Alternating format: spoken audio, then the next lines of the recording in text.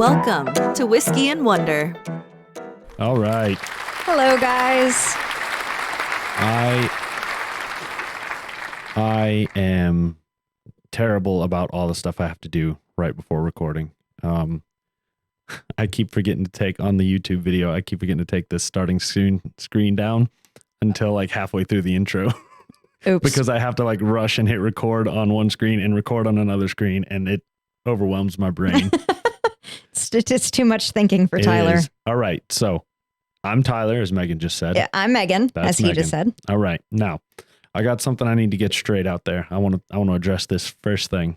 Oh, God. Last week's episode, right at the beginning, I fucked it all up.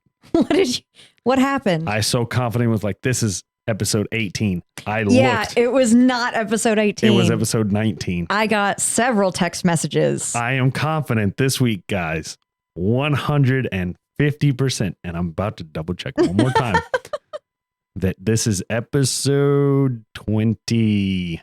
20. Woo! Yeah, so that's about 10 more than I expected to get through.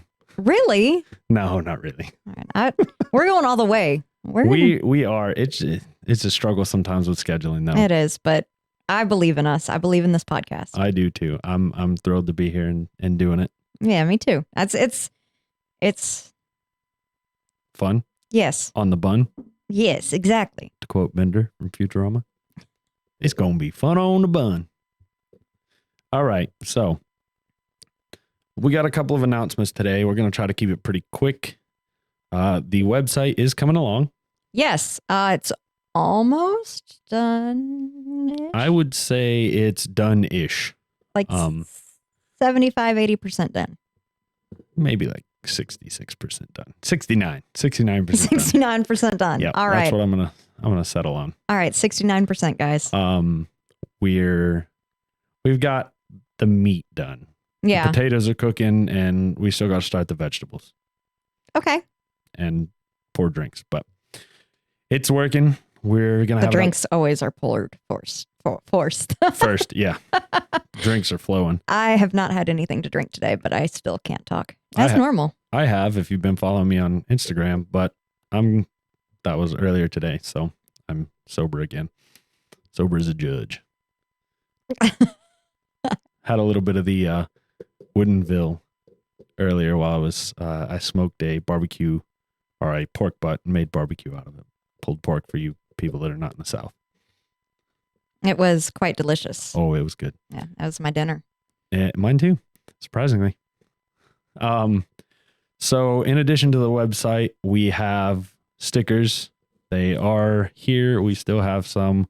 We have some left because I don't know exactly how many we have left.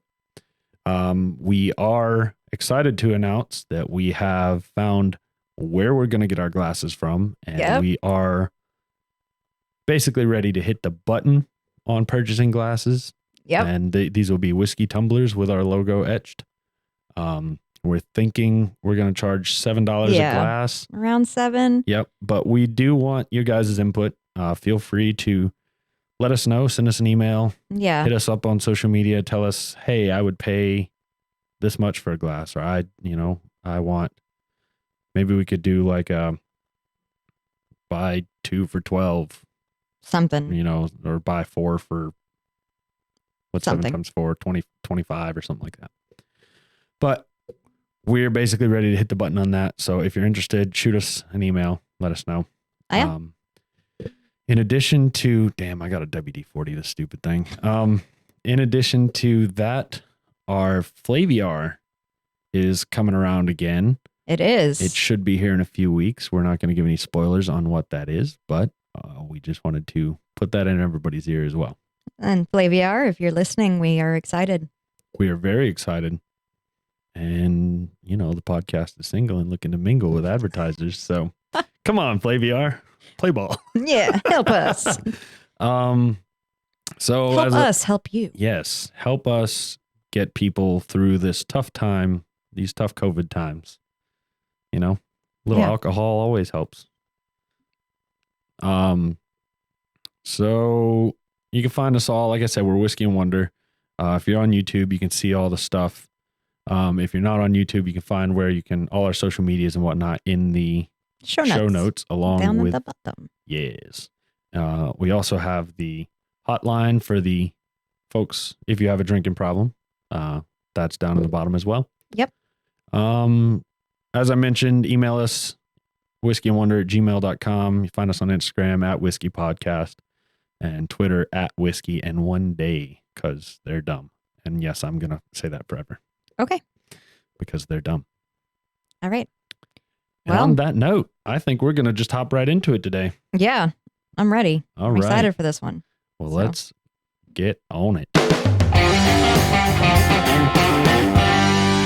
Opening the bottle.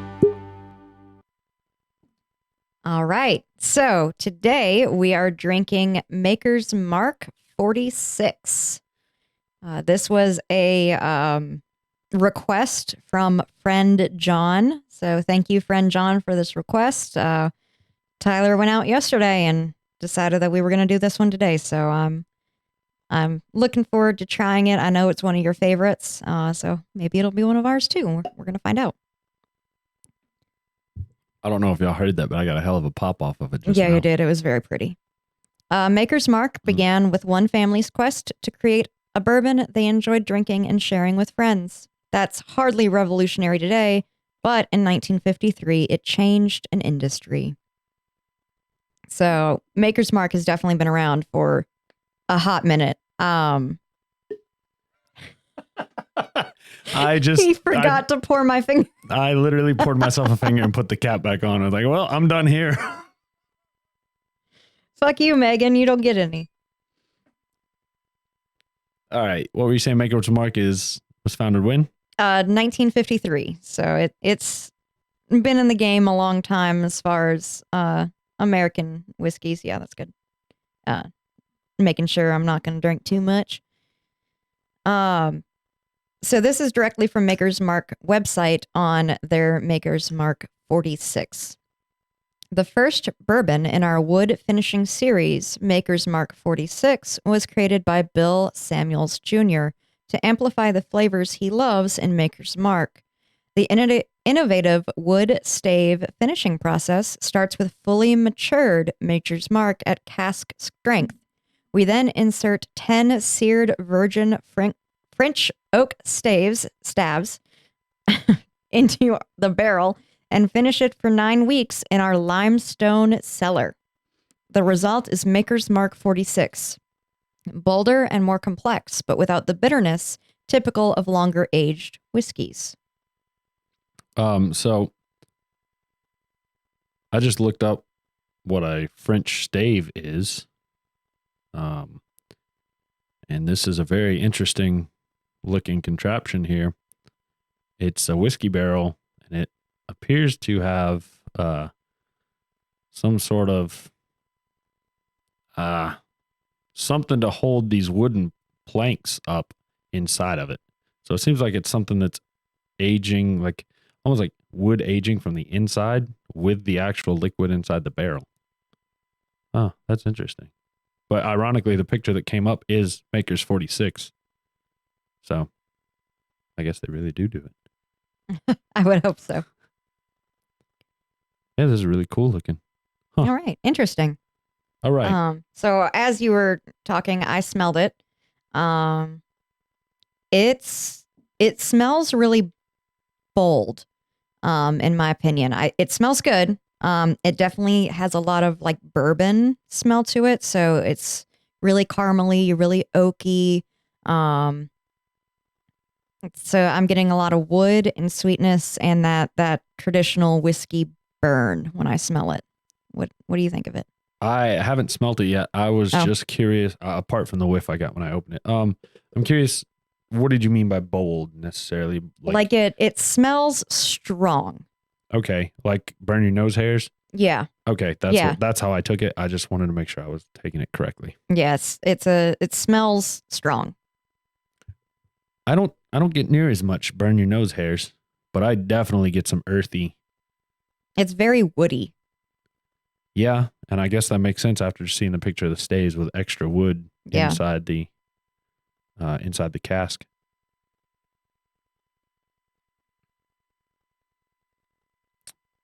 Yeah, woody, and I get undertones of, I don't want to say this, but dirt. Like fresh Like- topsoil dirt, like is how it finishes my nose. Okay. That's what I'm left That's with. actually a really good smell. So, Yeah, it like- doesn't smell bad, but I No. just feel bad saying it smells like dirt. I mean, it smells good, but that's what it smells like to me. it's a very earthy smelling whiskey. Like it's not artificial smelling, I guess. Smells like the planet. Mother Earth. There you go. We are supposed to be smelling hints of wood staves, caramel, and sweetness. So, I mean, wood and caramel and sweetness. So yeah, I'd say we are pretty on top of it. No dirt. No dirt, but that could be wood. Maybe it was dirty wood. You're still funny. I know. All right. Well, you go ahead and taste it. Tell me what you think. He's still smelling it, guys. He hasn't tasted it yet. I have not. I like to smell. All right. Watching Tyler's face right now, he seems contemplative. He's smacking his lips together. All right. I've taken the one sip, and I would say all I noticed was the burn. Very, very peppery, very on the tip of the tongue, on the middle of the tongue, and all the way down. Very peppery. I got Yes. no other flavor that time. Yes, I would agree. That first sip is super burny, peppery. I wouldn't call it super. It wasn't overpowering. It wasn't painful, but it was present and the entire forefront. time. Yeah. It was. Now that I'm letting the aftertaste sit, I'm getting like a wood aftertaste. I've still got the burn in the back of my throat. No? That's all I've got's the burn. Oh, maybe we swallowed it differently. Mayhaps. Megan's taking another sip, so I'm just going to talk to fill the air. Let me tell you all the story about what happened to my barber yesterday. I'll tell it later now that she's done, but it's an interesting one. Okay. Man, I get that peppery, that whiskey burn is strong. It's hard to name other flavors. So I just took another sip. I can pick out the vanilla in the middle, but it's very quick. Okay. Well, I can pick out vanilla. I'm not going to say the vanilla. I'm assuming it's there since it was on the nose. But I do pick out a vanilla, kind of a sweet Yeah, hint. there's kind of a sweet in the middle. But the overpowering for me is spice. Yeah. Pepper, spice. Yeah, that traditional whiskey burn. Yep. We are supposed to be tasting very intense flavors. A big crescendo, I can't say that word, crescendo, of wood blending perfectly with deep, complex, and rich notes of vanilla and caramel. I don't know how much caramel I'm getting. Definitely, I got the vanilla, like Tyler said. And I'm getting a whole lot of wood. Very oaky. Not in a bad way. Just it's a very earthy tasting whiskey, I think. What was the first thing you said we were supposed to? Very intense flavors, a big crescendo of wood blending perfectly. Well, okay, maybe it was the second thing. After the wood. What was that? With deep, complex, and rich notes of vanilla and caramel. Caramel. That's what it was. That's what I was going to try to look for this time. Okay. The very instant it hits my tongue, like for that millisecond, I get caramel. Yep, that's exactly what I was about to say because it honestly reminds me of, I don't want to say it reminds me of, but I get the same caramel sense that I got last week. Okay. The same caramel flavor, just not obviously not as strong and overpowering. Yeah. But- Yeah, definitely. It's like there and gone. But Yes. Yeah, it's like a split second, it's gone. Vanilla, split second, gone. Yeah. Earthy and burned. Yeah. That's pretty good. I just want to take a moment. Yeah, it's definitely good. I want to take a moment. I apologize, Megan. I took my shoes off and I can smell them. So I'm sorry if you can. I cannot, and Okay. hopefully it stays that way. Good. Why did you take off your shoes? I want to prop my feet up over here on the computer. Okay. Well, you have fun with that. I mean, I do it every week anyway. Normally, I just don't have shoes on. Well, I'm going to try really hard not to breathe for the next hour and a half. All right. Well, I reckon that'll, we'll keep sipping on this and get back to you. Yeah. All right. So. Are you ready for the wonder segment? I am ready. Okay. Learn me some stuff about something today. All right. So I'm not going to hold my breath on this one because you are not a movie buff. But did you see The Revenant with Leonardo DiCaprio that won him his Oscar? I saw about I don't even remember. I saw the first 30 minutes or an hour of it. It wasn't really long. Like 3 hours so long. it's like a 2.5 hour movie or something. I saw like the first 45 minutes or so. Okay, but you've seen some of it. Yeah, they kind of lost me at the part where he fought the bear. Okay, well. Didn't he fight a bear in that one? Yep. Yeah. Was that the beginning? I mean, that's pretty close to the beginning. Yeah. It lost me. Okay, well, that being said, I'm going to go over the true story of Hugh Glass today. Okay. Hugh Glass is Leonardo DiCaprio's character in The Revenant.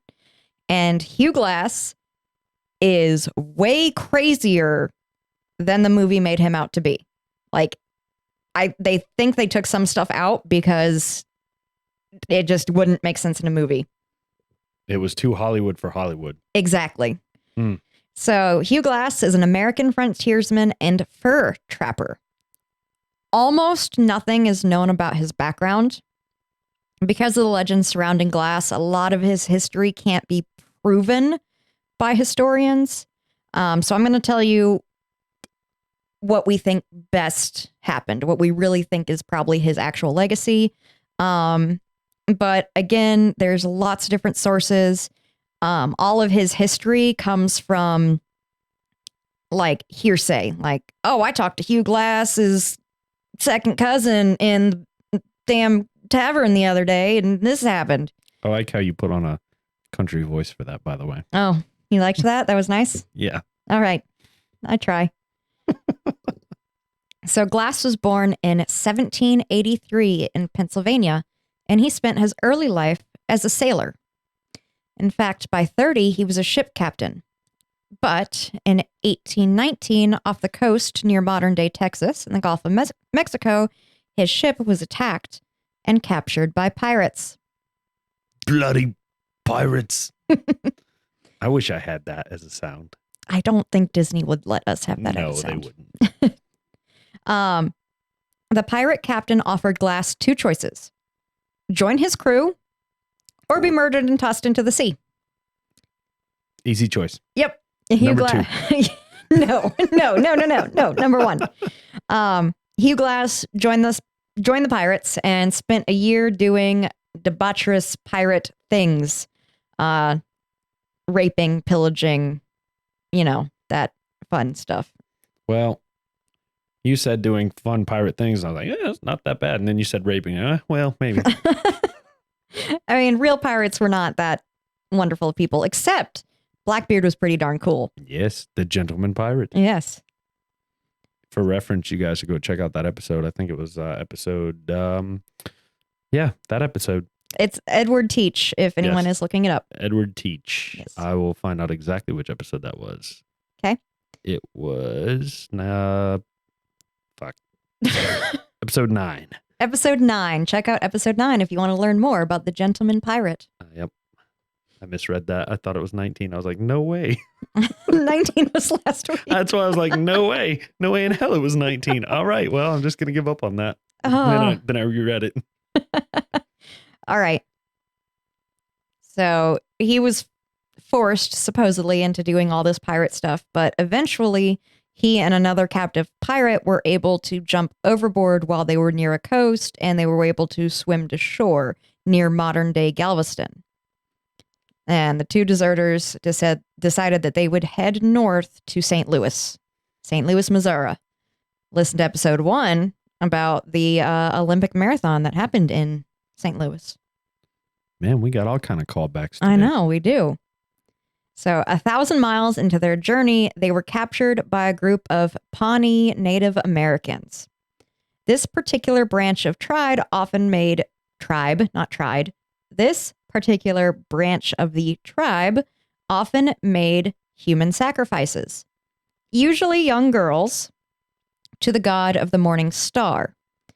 Now, when they caught these two fools, they decided they could make an exception and decided they were going to Two for one. Two for one. Exactly. Two grown men for one young virgin. Exactly. I mean, equal trade, right? Yes, equal trade for sun god.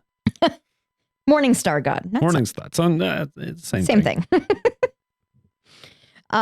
So Glass was picked as the second sacrifice, so he had to sit there and watch as his friend and former crewmate was tied to a pole, inserted slivers of resinous pine into his skin, also called Fortwood.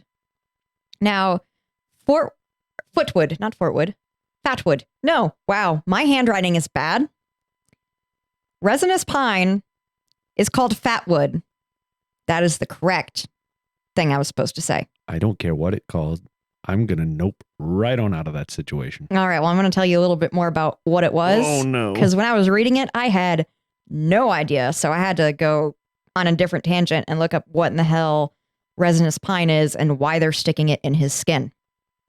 Well, fatwood is the product of a felled pine tree where the heartwood, think the center where the circles are, becomes hard and rot resistant. After the tree's death, the sap will turn into hard resin like shards of glass. At this stage, the fatwood is highly flammable and will catch easily unless excessively wet. So they filled this motherfucker up like a pincushion with sticks of wood. Or the flammable wood? Oh, yeah. But, all right, so I have a question. Yes. This is very flammable stuff, except when wet. The human body is like... No, they inserted it like a pincushion, so there were still sticks sticking out of him. Oh, shit. All right. Yeah. Oof. I thought I was, for whatever reason, when you said... you were thinking shoots and nose nails? Yes. Oh, my... No. No, thank you. They inserted all sorts of sticks of wood all over him like a pincushion. And proceeded to light him on fire. Yeah, I'm on a nope. Goodbye, Hugh Glass's friend, who we never have a name for. So I guess he wasn't that good of a friend. So Hugh Glass watched all of this happen, and as a last-ditch effort to save his life, offered the chief a vial of cinnabar that he had in his pocket. Now, you're a geologist, so I'm sure you know what cinnabar is, but I do. For those of you who don't, cinnabar is a flaky red mineral that's used around the world still today, even in pottery, makeup, and war paint. Why he had this vial of cinnabar? I don't know, but he did. So lucky fucking day. Yep. So he handed it to the chief. He's like, "Hey, look what I have. You can have this." And the chief accepted the gift and was impressed with Glass's cojones because he stood up like that and he was able to look him right in the eye and offer him this gift. So instead of sacrificing him to the god of the morning star, they offered Hugh Glass a home amongst the Pawnee tribe, and he became an honorary Pawnee, and he lived with them for 2 years. What I have learned so far, because as Megan alluded to, I am a geologist, and I have a chunk of Cinnabar. I'm going to carry it with me everywhere I go from here on out. It could save your life one day. It could. I'm going to carry all of my minerals. But then people might think I'm a crystal person. You're a crystal person. Ugh. We can make them like into a big necklace. No, thank you. Oh. No, thank you. Oh, I think that'd be so much fun. No, thank you. I'm just going to carry the Cinnabar. So in these 2 years he lived with this Native American tribe, he learned several survival skills from them. He learned tomahawk chopping, harvesting or sucking the marrow from buffalo bones. He learned how to throw lances and lots and lots of other different things that the Native Americans did to survive. Yeah. Now, historians figure this was the time where he found and claimed his legendary rifle, a .54 caliber Hawken that Glass became uncomfortably attached to. This gun was his baby. Just remember that for later. This gun is his life. He loved this gun to an unhealthy level. All right. Yep. So in January of 1823, Glass accompanied the Pawnee chief east to St. Louis to meet with the superintendent of Indian Affairs.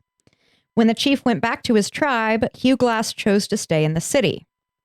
They parted amicably, and Glass retained his honorary Pawnee status for the rest of his life. So, you know. Any ideas on how big that tribe is, the Pawnees, or how big were they at that point? I do not know. Okay. The reason I asked, I'm just curious, like you said, he retained it for the rest of his life, but what if was it just like that little band of Pawnee, or was it like the greater Pawnee? You know, I'm just curious. I don't know. I don't know how he would prove himself being a white man. I don't know if he could just say like, I am one of you. Maybe he learned the language. Well, I guess anybody could have learned the language. I don't know. Maybe they had a secret handshake. Oh, the Freemasons. Illuminati. Illuminati confirmed. Oh, yeah. So he decides he's going to live in St. Louis, which was his original goal way back when he escaped the pirates. He just took a detour. Yeah, and for a couple years, hung out with the natives. Learned some skills, survival. Yeah, he marched to the beat of his own drum. Everything happens for a reason. We're going to find out that is so true. So an ad in a newspaper, the Missouri Republican, was placed by the Rocky Mountain Fur Company. They were looking for 100 men to leave St. Louis and head west to trap beavers for $200 annually, which I looked up. That is approximately $4,961 US in 2021 currency. So trap beavers for $5,000 a year. Oh. Damn. Yep. That sucks.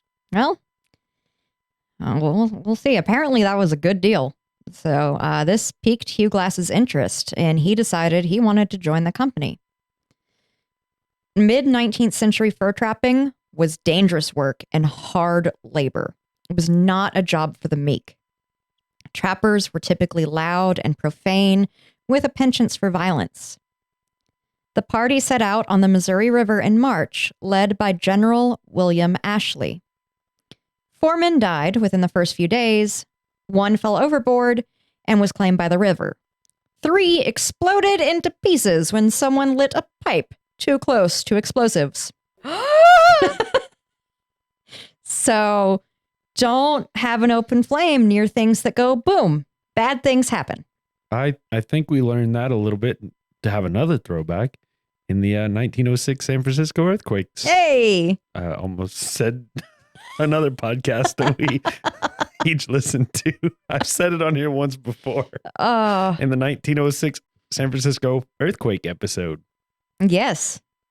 Damn firemen didn't comprehend that no sentiment. We've come a long way, hopefully. You'd think.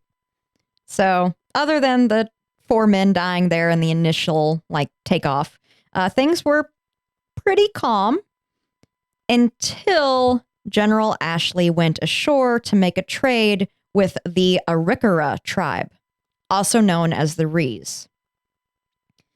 General Ashley asked Chief Gray Eyes if they could spare 50 horses for his party. The chief agreed in exchange for a few kegs of gunpowder. Luckily, that smoker didn't destroy every keg they had. And the trade went really smoothly. Most of the company set up camp on the sandbar outside of the Arikara village, and things were going to be fine. I would like to take a moment and take a guess at what happens, because I don't remember anything from the movie except him fighting a bear and getting stranded alone. Yeah. Spoiler. They set up camp on a sandbar. Mm-hmm. Why do I feel like a flood's about to happen? I don't know. I don't know why you feel that. Is a flood about to happen? Nope. Okay. Nope, not I at just all. figured they were going to set up on a sandbar and the rain of all rains was going to come down and upstream and just wash that sandbar away. Nope, Okay. not what happened. Okay. So, sadly, some of the party decided to celebrate the successful trade by sneaking into the village to have relations with some of the maidens inside. Yep. Aaron Stevens, one of the douchebags, was caught and his throat was slit. So this kind of voided their entire trade, and the Rees attacked the company first thing in the morning, wounding Glass and killing 15 of his companions. Now, this is the first scene of The Revenant. This is where the movie The Revenant begins. Gotcha. Now, I'm going to go on a little sidebar because I thought this was fascinating, but we will get back to Hugh Glass in just a second. What the film doesn't go over is the counterattack and the siege of the Ree village led by Lieutenant Henry Leavenworth and 250 U.S. soldiers and hundreds of Sioux warriors, a rival tribe with a deep hatred of the Arikara. And I bring this up because this was the first ever military encounter between the U.S. and Native Americans in the West. The Arikara War officially ended on July 18th, 1825, when both parties signed a peace treaty. They never engaged in battle with each other again, the U.S. and the Rees tribe. So, first ever official military conflict with Native Americans in the West. My question is about the lieutenant. Isn't Leavenworth a prison? I don't know. I didn't really look into Leavenworth a whole lot other than finding out that was like the first time there was a conflict. I just thought that was fascinating that it all tied into Hugh Glass. It's crazy son of a bitch. Oh, no. Apparently it's a city in Washington State. Oh, there is a penitentiary. Oh, hey, there you go. See, you weren't wrong. In Leavenworth, Kansas, actually. Apparently there's two Leavenworth. I remember hearing something somebody was talking about. It was a TV show, and they're like, "Where'd you get this tattoo?" Leavenworth. Okay. Like this big, gruff-looking dude. All right. Well, anyway, back to Hugh Glass. So after this conflict, William Ashley and Andrew Henry, which were the co-owners and the founders of the Rocky Mountain Fur Company, determined that the Missouri River was no longer going to be a viable route to the Rockies. So the partners decided to split the group of trappers and take two different paths west. Hugh Glass ended up in Andrew Henry's party. It's unknown if he volunteered to go with Henry or if he was voluntold to go with Henry. But they were heading northwest to Fort Henry. There's a lot of Henrys in this, and they're not all related. Heading northwest to Fort Henry at the start of Yellowstone. Fort Henry was a new fort and located in hostile Blackfoot territory. Fearing for his trappers and his own safety, led Andrew Henry to move his group quick as possible to the fort and relative safety, as safe as you could get in early 1800s Western world. Henry's party was said to have 30 men in total, including the crew needed to run the keel boat, 13 men to pilot the narrow river boat, 7 trained trappers looking forward to them, 2 Benjamins a year. I still can't get over that. Yeah, 2 Benjamins a year. I can't get over that. It's only $5,000 now. Horses were in short supply because rapists. Darn rapists. What were they doing? Raping the horses? They Or lost They lost them in the trade. from raping them. Yep. Raping the women. They were supposed to get them, but then, Thought with the wrong head. yep. Oh, God. Okay. Well, I'm going to take a sip of whiskey. Oh, man. Oh, man. So, because of lack of horses, the men had to travel by foot, and they led pack animals through the dense wilderness. Okay. According to trappers Potts and Harris, in late August, in the dead of night, the company was fired upon by members of the Hidotha.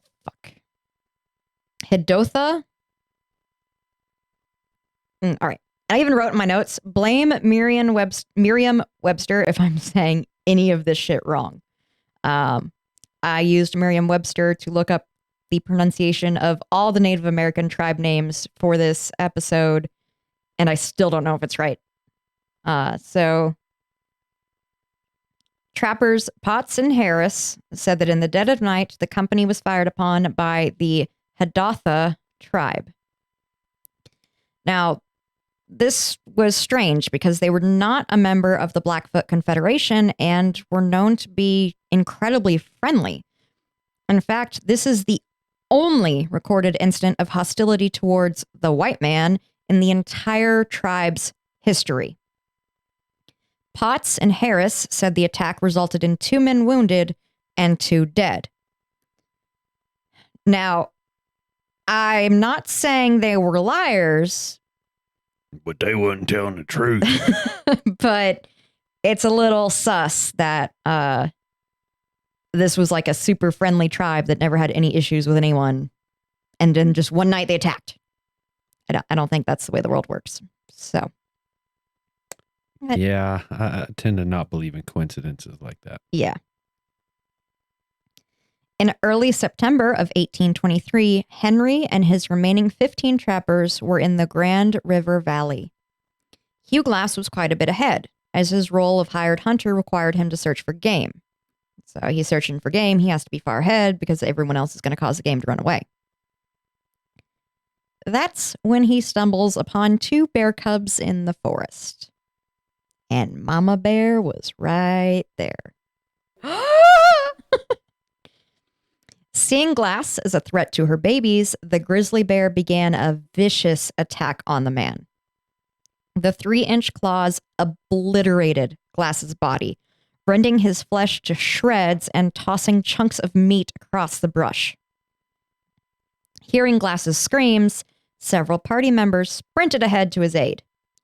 Most accounts say the men who came to help him killed the grizzly. Some say that Glass killed her himself. So take of that what you will. This makes me think, I've referenced the show before on here, Hell on Wheels. I'm going to give a big time spoiler alert here, guys. So if you're ever going to watch that show, tune out for like the next 20 seconds. One of the main characters, the black main character, ends up stumbling in the woods alone and kills a grizzly bear with a knife. But the bear proceeds to like break a tooth off in his skull. Oh dear. Yeah, I feel like part of that was inspired by Hugh Glass? Yeah, this Hugh Probably Glass a little story. bit. Yeah. Because Hugh Glass was in bad shape. Like his body was ground beef, bad shape. His arms, chest, and scalp were lacerated to hell, and every breath he took seeped blood bubbles from his mouth. Ooh. Yeah. Everyone knew that Glass was on borrowed time and were sure he'd be dead by morning. But he Believe it. wasn't. He was not dead by morning. Mm. Henry, determined to keep moving towards Yellowstone, ordered the men to make a stretcher to carry Glass until his death. They carried him for 2 days. That was nice. Well, they are good Christian men. They can't leave someone just die in the woods. That is anti-Christian. Does it say in the Bible, don't leave people to die? I mean, you're supposed to be a good man. I don't know. I don't know. Love thy neighbor. Love thy What neighbor. about women? I don't know. This is hard. Okay. Well, they carried him on the stretcher for 2 days. He's still breathing. He's still alive. But the slow pace was worrying Henry. Their party needed to regroup with the other party that split off back at the disaster of the Ree Village. And Henry wanted them to get moving. So he was still positive that Hugh Glass was set to die at any moment and asked for 2 volunteers to stay with Glass to give him a proper burial after his last breath. For taking this dangerous task, the volunteers would be given an $80 bonus each. $80 is $1,984 in 2021 U.S. currency. Yeah, but at the time, that was almost half of what they were getting paid. Yes. Sold. Yeah.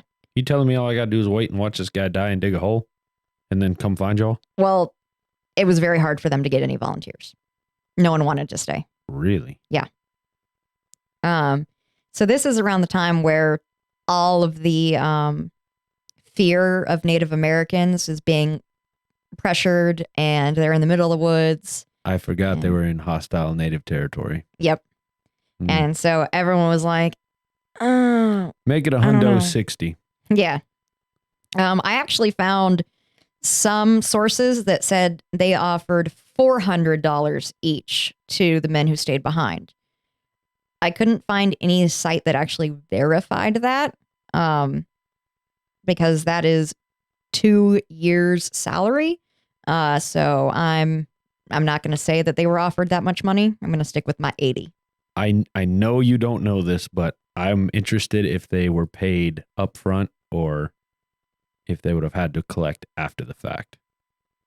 Do you want me to tell you? Do you know it? Yeah. Oh, yes, please. Yeah, they had to get paid after the fact. Oh, hell no. No, I need at least a hundo 60 and you Nope. got to pay me up front. Nope, they get paid when they meet up with everyone again. Nope, ain't doing it. Well, a lot of people were with your mindset. Yep.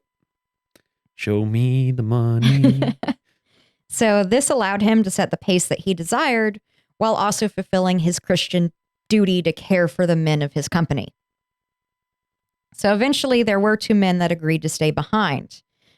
One was an experienced woodsman and trapper named John Fitzgerald, and the other was a teenage newbie named Bridger. For 5 days, they did their best to keep Glass comfortable as they waited for him to die. I must have misunderstood. They're just staying there. Yeah. They just set up camp. I thought they were like, hey, you guys just follow at a slower pace. Oh, no. Oh. No, you just sit here and wait until he dies. He dies, you bury him, you come catch up. Yeah, So. no, I'm a pass on that. Well, they stayed there for 5 days. But Hugh Glass was not dying. And the volunteers were getting more and more nervous about hanging around. So the 2 had a conversation, which Glass later claimed he overheard, about leaving Glass behind. No one expected him to live this long, and he surely wouldn't last much longer. But the longer they stayed, the bigger the chance of being killed themselves. So they left Glass lying beside a stream and a berry bush. Fitzgerald convinced the kid that they'd earned their money and stayed far longer than anyone else would have. So, hey, we've been here 5 days. No one else at the company would have even waited that long. He's gonna die. It's time for us to go. We earned our money. It's time for us to go. The Bible has 2 added commandments that I just earned. Number 1, look out for thyself. And number 2, 5 day grace period. That's it. You can be a good Christian man. After 5 days, you can just leave him. You're still a good Christian man or woman. That is what I've learned. Oh, that's beautiful. I think we should make those official commandments. Numbers 11 and 12 right there. All right. Take notes, church. Satan. Take notes, Satan. We're at 12 now. So, they, being good Christians, went and laid him by a stream and a berry bush. So, I mean, He had food. He had he water. had food, he had water. What else could you ask for? Probably had a view. I mean, he's fine. He's fine. Could he open his eyes? Yes. Oh, okay. He was able to open his eyes and like look around. That's pretty much all he did. And then like blood would like Yeah, gurgle blood. Yeah. So Fitzgerald was convinced that he was going to die, and a dead man wouldn't need the stuff he had. So they took his beloved Hawken rifle, his knife, his fire kit, and any other items they deemed a dead man wouldn't need. Well, they took his rifle, and oh no. Oh, no, they didn't. Mm-hmm. Hugh Glass, officially abandoned and left for dead, said, "Fuck that," and began summoning his strength. He drank from the stream and ate berries from the bush until he could begin to crawl to safety. He was determined to live by a sheer will and an obsessive desire for revenge on the men that abandoned him and stole his rifle. He began his arduous journey downstream toward Fort Kiowa. Initially, he pulled himself along, like surviving on insects, roots, and apparently a rattlesnake he killed with a rock. Like, dude is crawling, pulling himself along, sees a rattlesnake, grabs a rock, is like, "Nyah, dead." That Yeah. has to be the dumbest rattlesnake. I mean, Or, I have another theory. mm-hmm. We have found the real life Wolverine. Oh, I mean, maybe the snake bit him and it just regenerated, you know? I mean, with how much he's survived, you might not be far off. He could be still wandering around there somewhere. Exactly. Like, shaved. He's got a black glasses and a beanie on, growing a beard, trying to live amongst us normal people. wears flannel. His leg was broken, so he is pulling himself along the ground with a broken leg. His throat was so badly destroyed that he would never talk the same way again.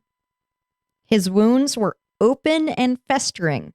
Maggots were crawling in his wounds. He was I was going to say a walking corpse, but no, he was a crawling corpse. He was a dragging corpse. He was dead man crawling. But he moved. And between a week or two from the start of his trek, he came across a wolf pack eating and killing a buffalo calf. Now, this buffalo calf he wanted, but he wasn't stupid. So he waited and he watched the wolves eat, let them eat their fill, stayed really far away. But as soon as the wolves were done and they left whatever carcass remains, he shuffled himself over there like a snake slithering and ate raw buffalo.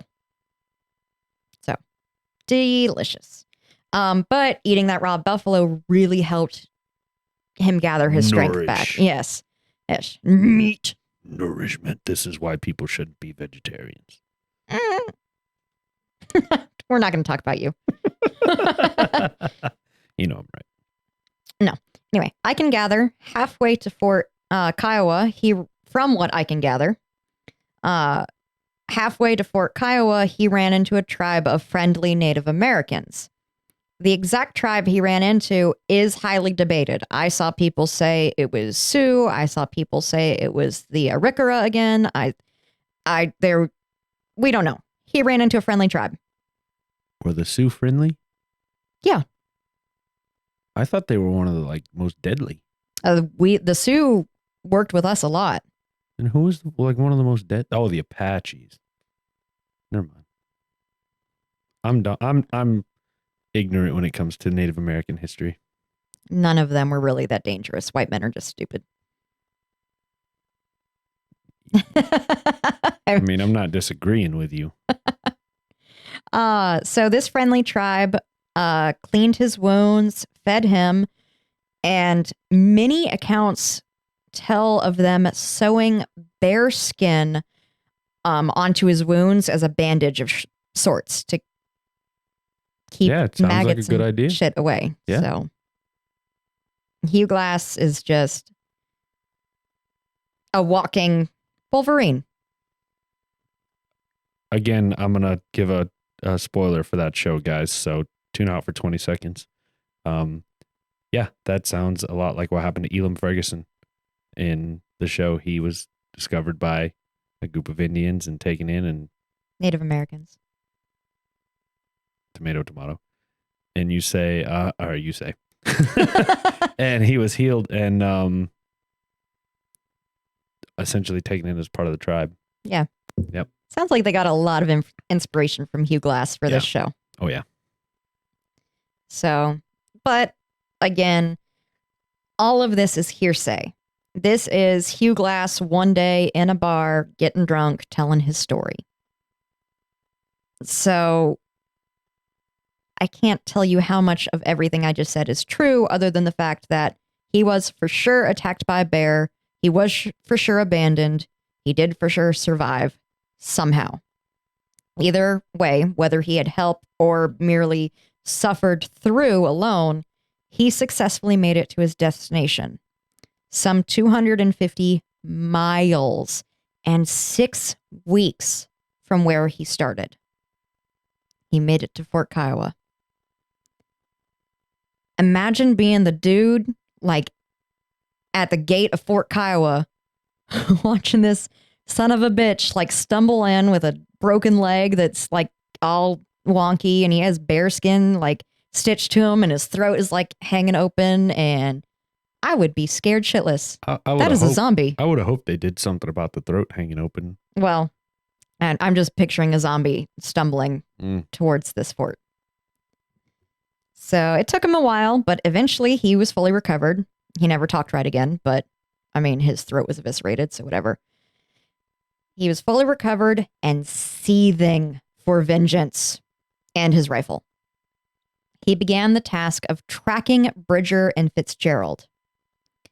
Now, he eventually found Bridger at Fort Henry, and the kid thought he was a literal ghost.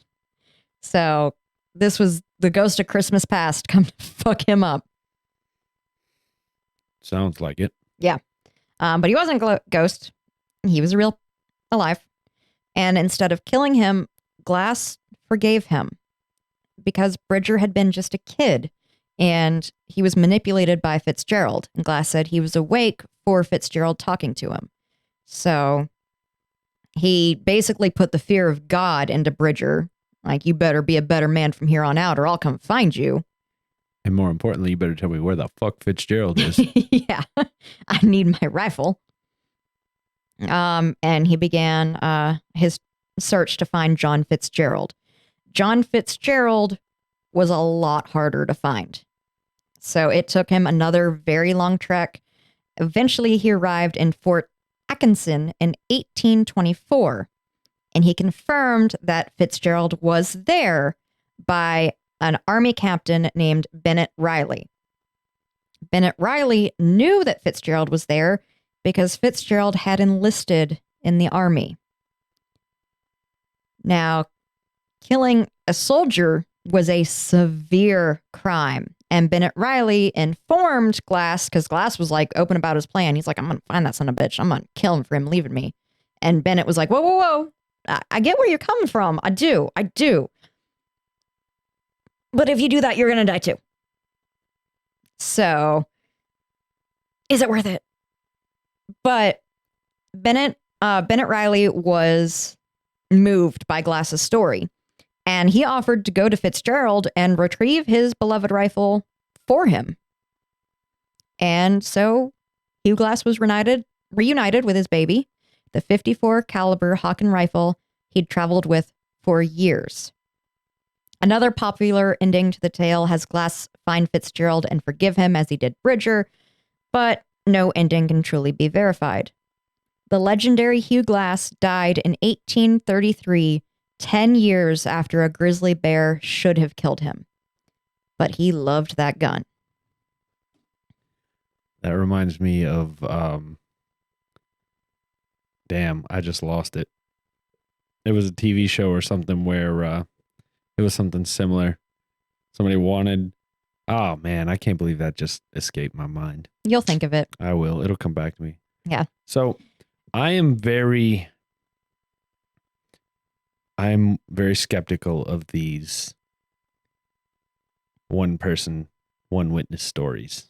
Yeah, I know. And so the entire company, we know he was attacked by a bear because that entire company of 17, 18 men, however much. Uh-oh. I just broke it. Oh, I'm back. I didn't hear myself for a second. So I don't know if I unplugged something or broke something, but I'm not going to move again. I saw you had the cord on the back of your hand and we're moving back. Oops. Okay. Not doing that again. Just going to sit here and not move. You can move. It's fine. What was I saying? So the 17 men of the Rocky Mountain Fur Company confirmed that he was attacked by a bear. They confirmed his wounds and everything, and they confirmed that they did have to leave him, and they left those 2 men behind.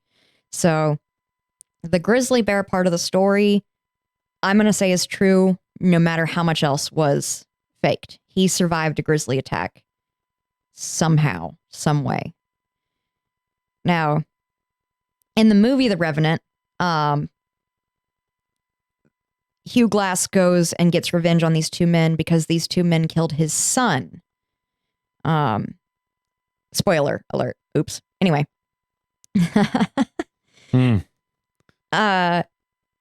And Hugh Glass didn't have a son.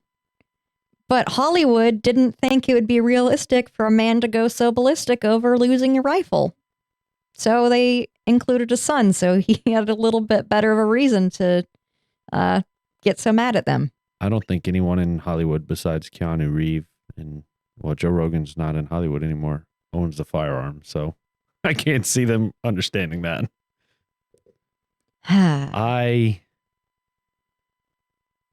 Like I said, I'm very skeptical of these one person. I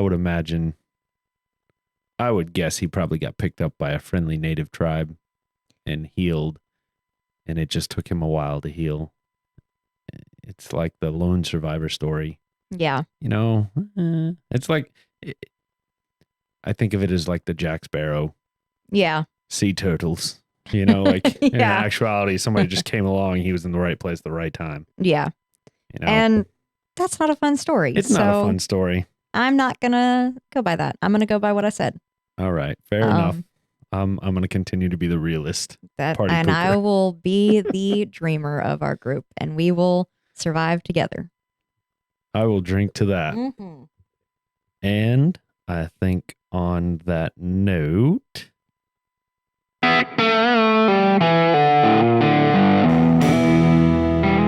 final thoughts. I tried to drag that out while I found the button. I couldn't remember which one it was. I almost hit 2 other ones before that. So I have been sipping on this. I'm almost done with it. I've got about 1, maybe 2 more sips. I have about a half a finger left. It is harder to drink when you are the wonder presenter of the week. So it definitely is. I would say I stand by what I said earlier.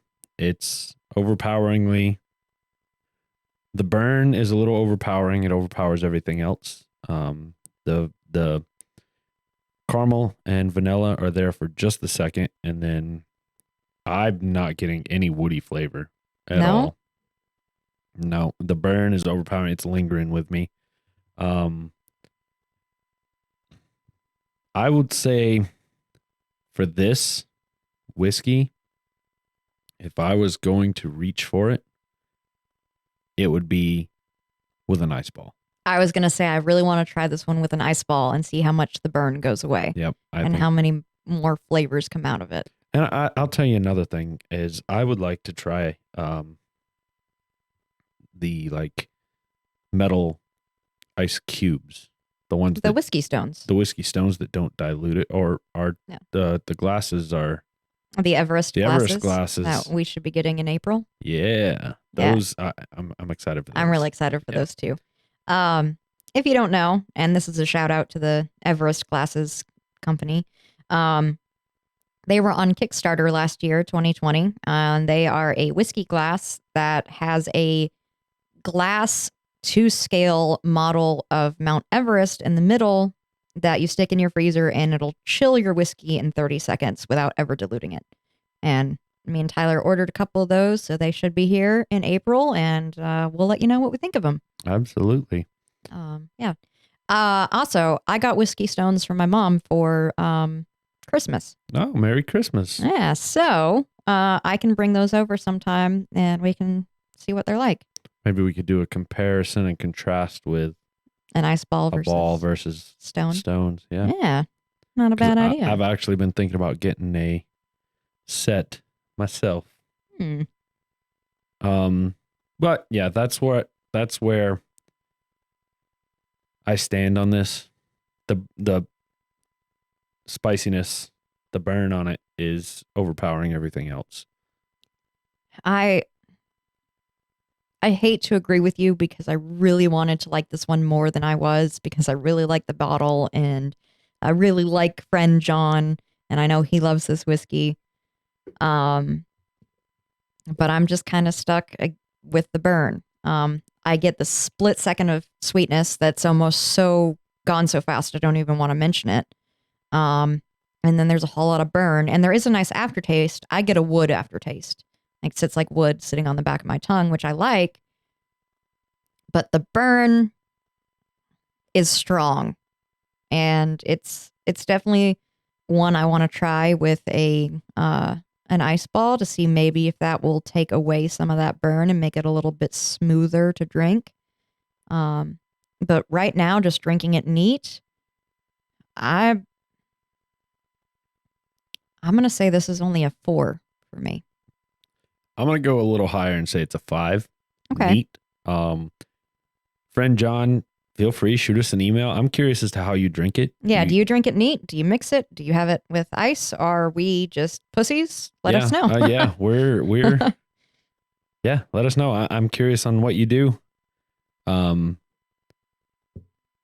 yeah, no, I agree. The burn is just forefront and takes away from All the flavors, like the intricacies. Yeah, flavors is a better word. I was gonna say the enjoyment, but I don't want to say that because I enjoy burn. I just don't enjoy it being the soul aspect of the whiskey. Yeah, the main feature, so to speak. Yeah. So, I'm right with you there. all right. Well, on that one, and I definitely wouldn't shoot this one. No. No. That makes my throat burn just thinking about it. I did one baby trial and it burnt the whole way down. Ouch. No, thank you. Not for me. All right. So at this point, we'll get on into trivia with Tyler real quick. Oh, another Tyler nugget. I have a quick excuse me, that I had some saliva get hung up in my throat there. All right. So, what is our trivia with Tyler this week? What's our Tyler nugget? All right. So, have you ever heard of the company, it's a German international package delivery company. It's called DHL. I cannot say that I have. Okay. I think if I show you the logo here, you'll have seen it. Oh, yeah, 100%. I've seen that logo. Yeah, it's yellow with red writing. It says DHL. Yeah, I definitely have seen that. All right. So if I can get my windows organized here. There we go. All right. So Larry Hillblom, who is the H in DHL, regularly took quote unquote sex safaris to Asia, where he would prey on underage girls. Oh my God. When he died in a plane crash, 4 illegitimate children that he fathered were able to claim $50 million each from his estate Fuck due yeah. to paternity tests. Fuck yeah. Oh, I'm sorry. It wasn't due to paternity test. It was due to there was no way to recover DNA after the plane crash. So they were just like, yo, that's my dad. Yep. Well, fuck rapists. And Yep. they deserve all the nasty shit that happens to them. Yep. Fucking assholes. Oh, So I thought that Well, was very interesting. And just for yeah. anyone else curious, the 3 founders were Adrian Dalsey, Larry Hillblom, the guy that died in the plane crash with, his sex safaris and whatnot, and his rape safaris. Let's Yes. call them what they are. rape Pedophile safaris. rape safaris. And the other guy was Robert Lynn. So that's a little creepy Tyler nugget for you there today. Hey, I will never look at the H in DHL the same when I see it. I'm just going to kind of feel sick on my stomach. I'm like, oh, fucker. I understand. I'm trying to. I'm glad his kids got money from his death, yeah. at least. Yeah. Absolutely. Ugh. So next we got on the schedule is mailbag.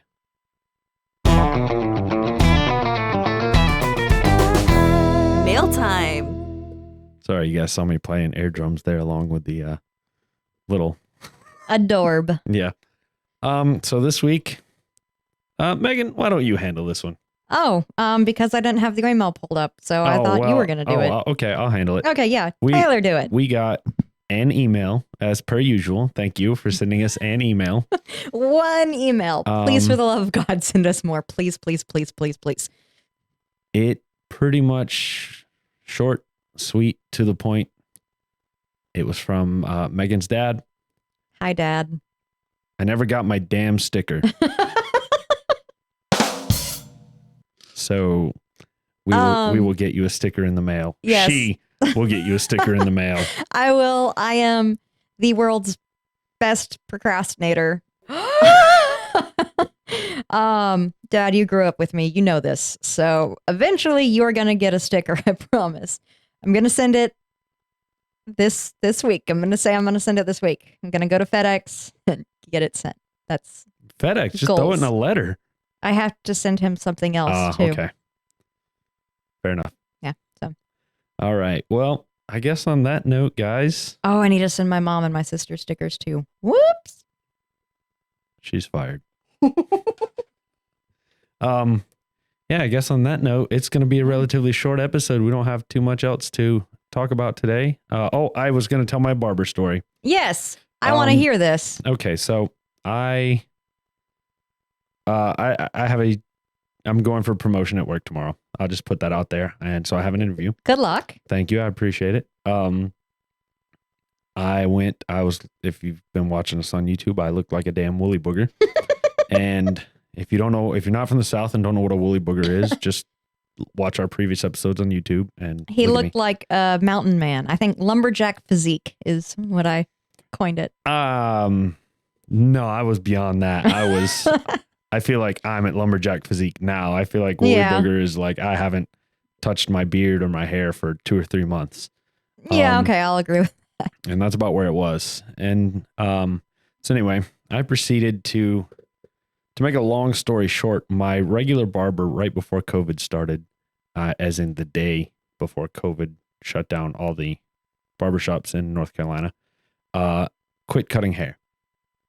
And Before. the day before. Yeah, Okay. she decided to make a career change. So Well, good for her. yeah, good for her, but fuck me, right? I've been looking for a good barber for 2 years. I found her for like 3 or 4 months, and then she decides a career change. Great.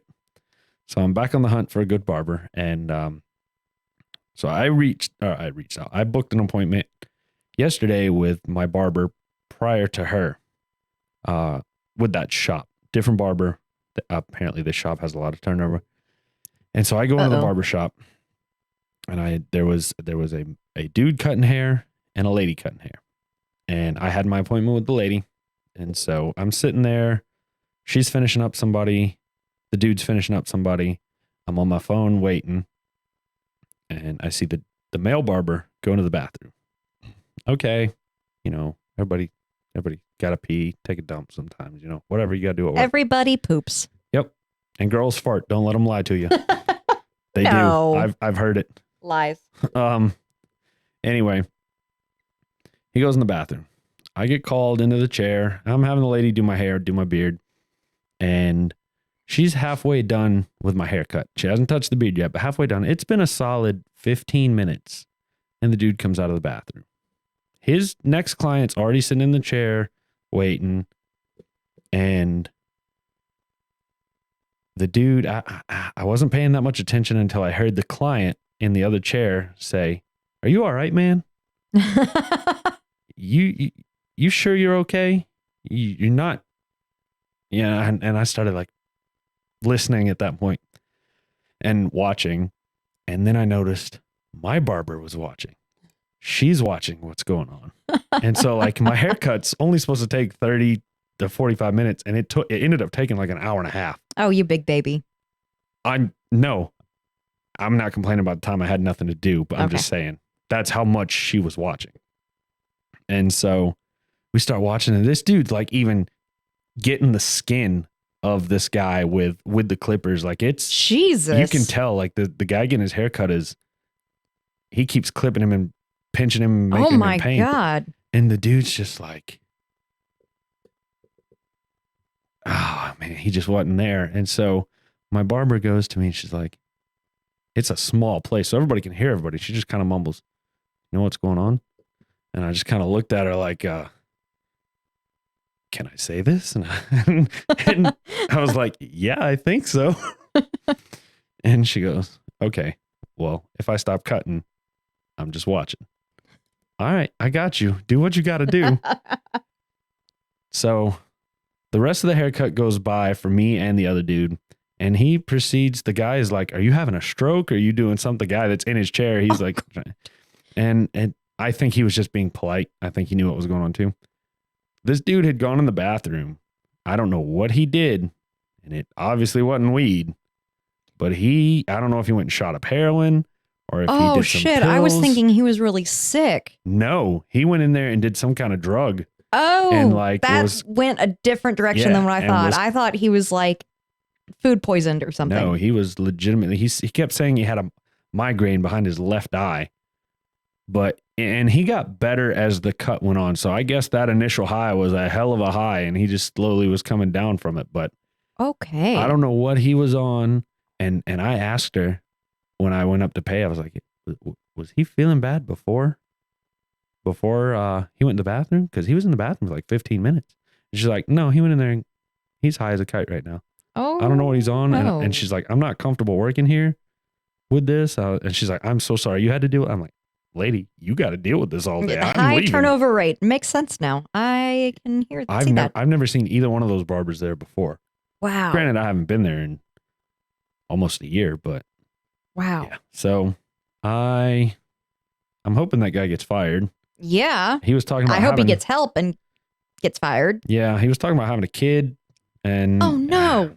Oh my God. Like I'm gonna catch hell for this. I'm all for people, you do you, put what you want to in your body, but at some point, especially like having a kid, you got to be responsible. You shouldn't be, especially at work, especially when you have a job where you take straight razors and like I get my neck shaved with a straight razor. I don't want you around my fucking jugular on some kind of drugs with a straight goddamn razor, cut my fucking jugular. Yeah, no, I would have, if I was that guy was very nice. I would have immediately been like, no, you're not going to cut my hair. I'm going to wait for her. You just went and obviously are on something. Yikes. Yeah. So, I'm all for people have the right to put whatever they want to in their body, but as with alcohol, drink responsibly. Party responsibly. Yeah. Be responsible. Do it responsible when you do it.